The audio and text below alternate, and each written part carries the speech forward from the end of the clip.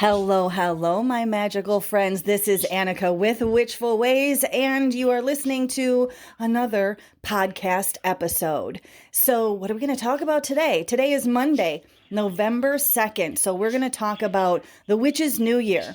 A lot of witches, not all, and you do you witchy poo, a lot of witches have just celebrated All Hallows Eve, turned into Samhain, and we are finishing up our Samhain celebrations. Some of us will be celebrating already through to the 7th in some traditions, and that's great too. But I think the majority of witches agree that the witch's new year begins on November 1st with Samhain, right? That is the turning of the wheel.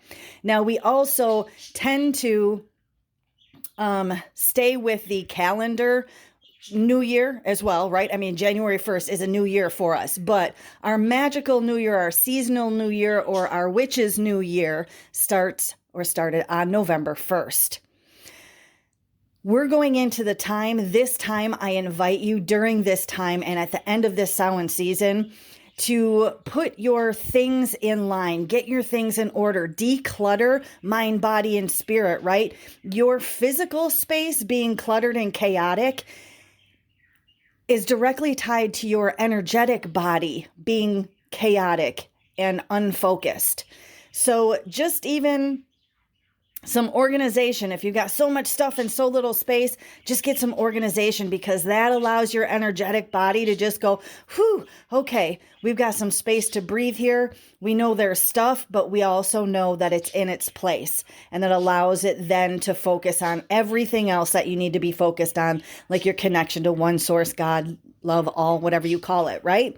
So making sure that we get all that stuff in line, but also making sure that we take stock of what we have established and created and manifested in the past year, and then setting our goals for the new year, right? Where do you want this new cycle to take you? Where do you want to be in this new cycle? Where does this new year's goals sit for you? And it's also a time to do some self-care. Do some inner work. Do some of that shadow work. Shadow work sucks a lot of the time. I know that. But when you get through the shadow work, you come out with such a different perspective of what you just went through and the feelings that you held previous to going through that process.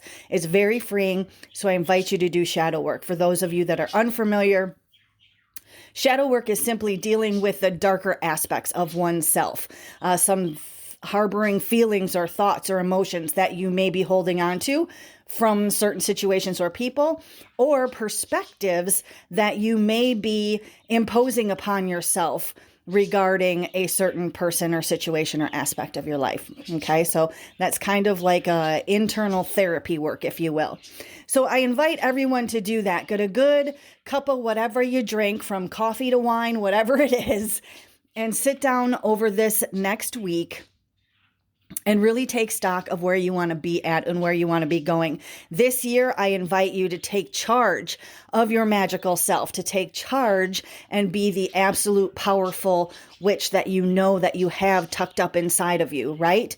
That means expanding your skill knowledge. Or your skills and knowledge. That means interacting even on a virtual level is fine, right? And oftentimes really, really great to interact with multiple people in different Facebook groups. We have the Witches Living a Magical Life Facebook group, which today we started the 30 Days of Gratitude. So we're going to not only be able to express, this is what I'm thankful for today. This is what I am grateful for today.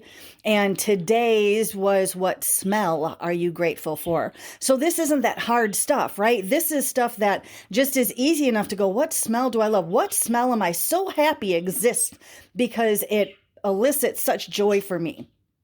That puts you in a state of gratitude, raises your vibration, allows you to be connected more, and therefore allows your inner witch to pull in all that magical energy to be able to work it towards whatever you need to be. So really simple, easy things to be grateful for.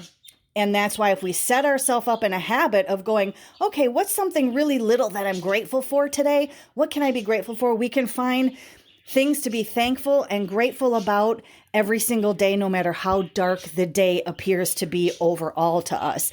Like I said, today's a smell. I'm sure there's a smell that you love and you're grateful that it's around, right? So training ourselves and forming new habits, kind of one and the same thing, right? Forming new habits to go, okay, this is how I'm going to look at things. Even in the darkest of day, if today was a horrible day, you can go, what smell do I really love? And you go, yep, I love, the smell of taffy apples. I'm so grateful that that's around. I'm happy that I'm able to smell that, and it raises that vibration up. Okay. So Witch's New Year is all about getting yourself prepared and ready to go through this next cycle. So again, that is self shadow work. That is training yourself in a new perspective and way to kind of view things through magical and mystical eyes as compared to viewing everything through physical and logical thought processes. That takes the magic out of the day, right? So we want to keep the magic in every day.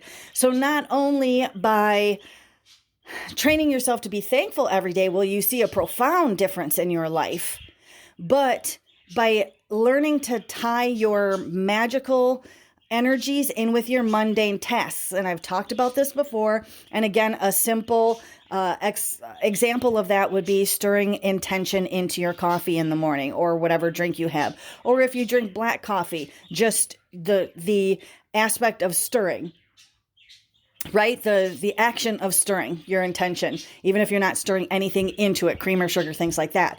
Stirring intention into it. When you're cleansing your home, you can spray pentacles, pentagrams, or sigils on your windows and doors with your cleaning spray before you wipe it down. You can do the same thing with your floors to give your house an overall protection, right?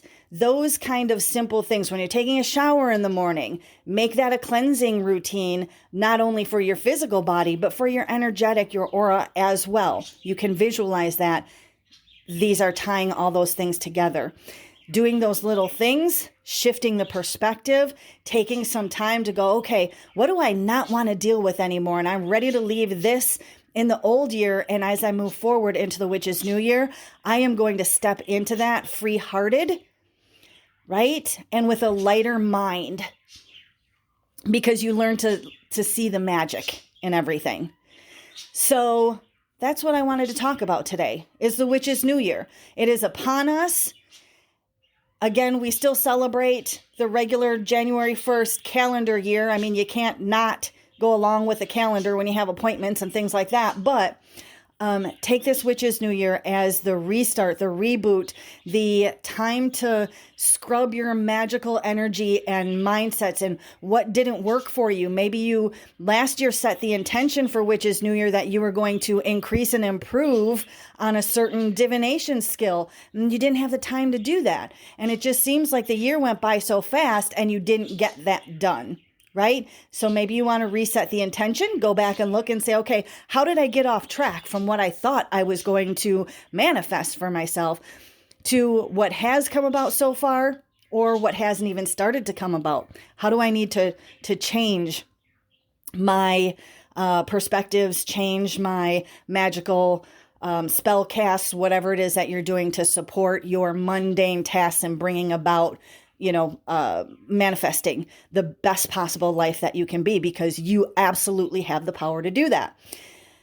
So I love the Witch's New Year because we've got all this restart, reset, even though we're going into the darker times and it's all about death and decay and the veil being very thin. So if you're doing divination, by the way, if you're starting going, you know what, I think I want to dive into learning this particular modality of divination, now is a great time to be starting that. From mid-October to mid-November, that barrier to the other side, some people call it the veil being very thin, right? The barrier to the other side is easier to get information across, right? So that means it's a great time to start trying to commune with those that you'd like to connect with on the other side, or learn those divination skills so that you can go, yep, I did this. I got this reaction. I know I'm on the right track, kind of thing, right? And of course, Samhain coming off the season of honoring those that have crossed before us. If you're in the Living a Magical Life Facebook group, we did our Samhain candle lighting on the evening of the 31st. That video remains up so that you can go back and process through it anytime that you would like to. Last week, we finished up the Witchcraft and Woo-Woo Week, which was amazing. I had a great time. And we do have the Sister Circle Coven membership that's available and open for new registration this week as well. So if you're interested in going, you know what, I just don't have the time, or I got all this information, but I'm not sure what to do with this information, or I've been doing this and it's just not working, but I can't find anybody to help me and guide me.